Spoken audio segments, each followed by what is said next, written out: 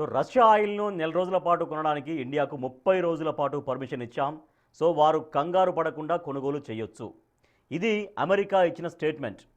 అంతర్జాతీయంగా ఉన్న పరిస్థితుల దృష్ట్యా మా అధ్యక్షుడు ట్రంప్ మంచి మనసుతో తీసుకున్న నిర్ణయం ఇది అంటూ అమెరికా ప్రకటించింది. అయితే యుద్ధం సమయంలో కూడా మనం అమెరికా పర్మిషన్ తీసుకోవాలంటూ మోడీ సర్కారుపై ఇప్పుడు సెటైర్లు పడుతున్నాయి. మరి మన ఇండియా పూర్తిగా అమెరికా గుప్పిట్లో బందీ అయ్యిందా? అసలు అమెరికా ఇచ్చే స్టేట్మెంట్లో నిజమెంత? ఈ వ్యాఖ్యలను ఎంతవరకు నమ్మొచ్చు?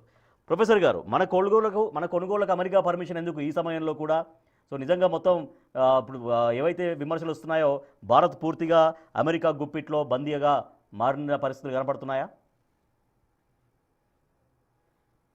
అంటే ఈ సమయంలో కాదు, ఏ సమయంలో కూడా అవసరం లేదు. ఇప్పుడు నేను ఏ సూపర్ మార్కెట్ నుంచి కొంటాను అనేది మీరు నిర్ణయిస్తారా రాజేష్? మీరు ఏ పెట్రోల్ బంక్లో బండిలో పెట్రోల్ వేయించుకున్నా నేను చెప్తున్నానా? మీరు ఒకవేళ నేను అన్నాను అనుకోండి, మీరు పలానా పెట్రోల్ బంక్లోనే ఆయిల్ పోయించుకుంటేనే నేను మీ షోకి వస్తా అని అన్నాను అనుకో, మీరు ఒప్పుకుంటారా? మీరు మీ షో కావద్దు ఇంకోరు షో చేస్తే సార్ అంటారు. ప్రాక్టికల్గా ఎవరు ఎందుకు ఊరుకుంటారు?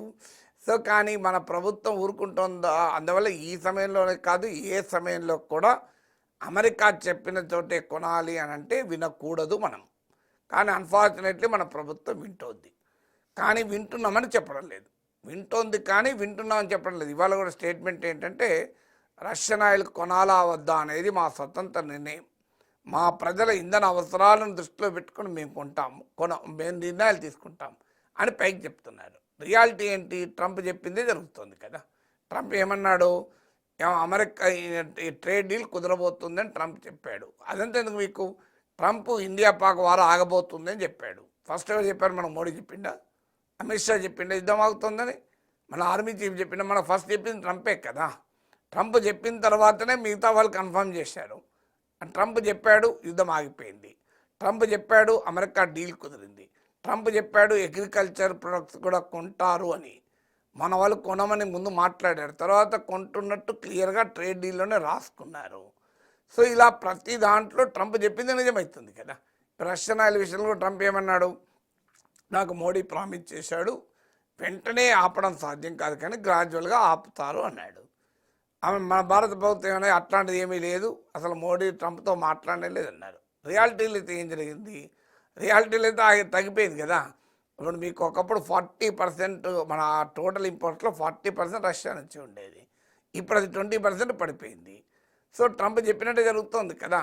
అమెరికా నుంచి పెద్ద ఎత్తున పెరిగినాయి ఎనర్జీ సప్లైస్.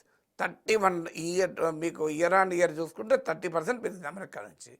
అమెరికా నుంచి ఏమో పెరుగుతోంది, రష్యా నుంచి తగ్గుతోంది. సో ట్రంప్ చెప్పాడా లేదా, మోడీ విన్నాడా లేదా అనేది టెస్ట్ ఎక్కడ మాటల్లో కాదు కదా. ట్రంప్ నేనే చెప్తున్నా అంటున్నాడు. భారత ప్రభుత్వమో అలాంటిది ఏమీ లేదు, మా నిర్ణయాలే అంటున్నారు. రియాలిటీ అయితే ట్రంప్ చెప్పిందే జరుగుతుంది కదా. సో రియాలిటీని బట్టి మనం డిసైడ్ చేయాలి కదా. సో రియాలిటీని బట్టి డిసైడ్ చేస్తే మనకు దాన్ని బట్టి అర్థం వస్తుంది. ఇప్పుడు రేపు నిజంగానే ఇండియా రష్యన్ ఆయిల్ కొనడం పెంచింది అనుకోండి, ట్రంప్ ఇచ్చిన మినహాయింపు వల్లనే కొంటున్నట్టు, కొనకుండా ఇంకా వేరే ఏదేముంటుంది చెప్పండి.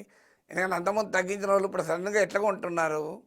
సో పోనీ ఇకపోతే గతాన్ని యుద్ధం ఇరాన్ ఒకప్పుడు మన టోటల్ ఆయిల్ ఇంపోర్ట్స్లో 10% ఇరాన్ నుంచి ఉండేది. ట్రంప్ చెప్పాక ఇండియన్ గవర్నమెంట్ ఆగిపోయింది కదా మొత్తానికి. ఇరాన్ నుంచి ఇలా ఆయిల్ ఇంపోర్ట్ జీరోకి పడిపోయింది కదా.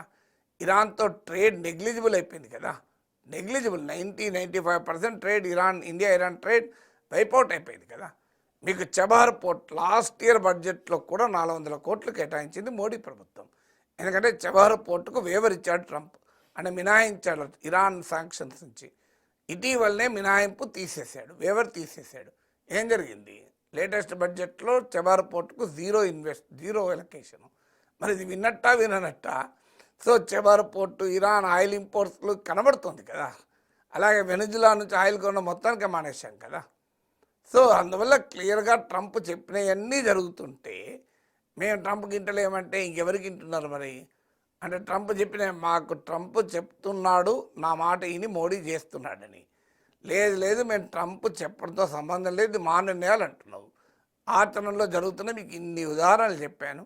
ట్రంప్ చెప్పిన తర్వాతే యుద్ధం ఆగింది, ట్రంప్ చెప్పిన తర్వాతనే అమెరికాతో వాణిజ్య ఒప్పందం ఫైనల్ అయింది, ట్రంప్ చెప్పిన తర్వాతనే ఆయిల్ ఇంపోర్ట్స్ అమెరికా నుంచి పెరుగుతున్నాయి, ట్రంప్ చెప్పినాకనే అమెరికా నుంచి డిఫెన్స్ ఇంపోర్ట్ పెరుగుతున్నాయి.